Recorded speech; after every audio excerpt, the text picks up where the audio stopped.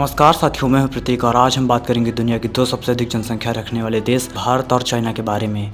दोनों एक दूसरे के पड़ोसी हैं और एक दूसरे के सबसे बड़े कॉम्पिटिटर भी। सवाल ये है कि आखिर 2047 तक कौन बनेगा असली सुपर पावर। आज हम करेंगे एक जबरदस्त comparison India versus China.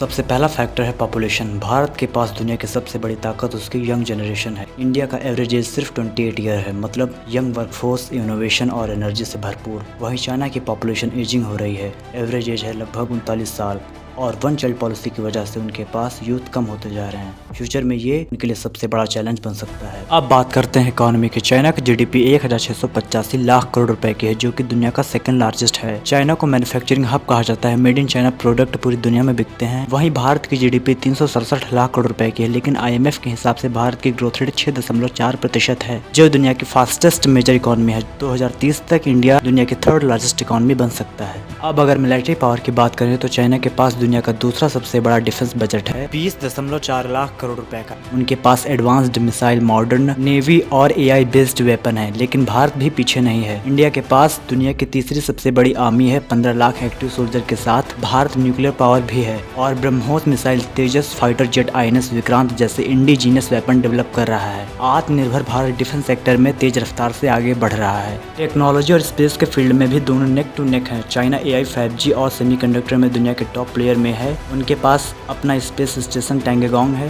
Bharat भी पीछे नहीं है। चंद्रयान 3 की सफलता ने पूरी दुनिया को हिला दिया है। आदित्य L1 और गगनयान जैसे प्रोजेक्ट इंडिया को एक स्पेस सुपर पावर बना रहे हैं। सबसे खास बात, इंडिया का स्पेस टेक्नोलॉजी लो कॉस्ट और एफिशिएंट है। चाइना इंफ्रास्ट्रक्चर में वर्ल्ड लीडर है। उनके high speed train, smart cities और बिल्ट एंड रोड इंस्टीट्यूट ने दुनिया को इम्प्रेस किया है। इंडिया भी उस स्पीड से तो नहीं, लेकिन एक्सप्रेसवेज, बुलेट ट्रेन प्रोजेक्ट और डिजिटल रेवोल्यूशन के थ्रू भारत अपनी जगह बना रहा है। अब बात करते हैं सॉफ्ट पावर की। भारत की पहचान है उसका योगा, बॉलीवुड, डेमोक्रेसी और ग्लोबल ट्रस्ट। पूरे वर्ल्ड में इंडियन कल्चर की क्रेज है। चाइना सॉफ्ट पावर के लिए मैन्युफैक्चरिंग और इन्वेस्टमेंट का यूज करता है। अफ्रीका और एशिया के देश चाइना की इकोनॉमिक पॉलिसीज से जुड़े हैं, लेकिन ट्रस्ट फैक्टर में भारत आगे है। तो दोस्तों, दोनों देश के अपने अपने स्ट्रेंथ और वीकनेस है। चाइना के पास आज बड़ी इकोनॉमी और इंफ्रास्ट्रक्चर है, लेकिन उनके सामने एजिंग पॉपुलेशन और डेप्थ क्राइसिस का चैलेंज है। वहीं भारत के पास यंग जनरेशन, फास्टेस्ट ग्रोथ और डेमोक्रेसी की ताकत है। अगर भारत अपने रिफॉर्म और इनोवेशन कंटिन्यू रखता है तो 2047 तक इंडिया एक असली सुपर पावर बन सकता है। दोस्तों, आपको क्या लगता है फ्यूचर का सुपर पावर कौन होगा, भारत या चाइना? अपना ओपिनियन कमेंट बॉक्स में जरूर लिखें। अगर आपको ये वीडियो पसंद आए तो वीडियो को लाइक, शेयर और चैनल को सब्सक्राइब करना बिल्कुल न भूलें।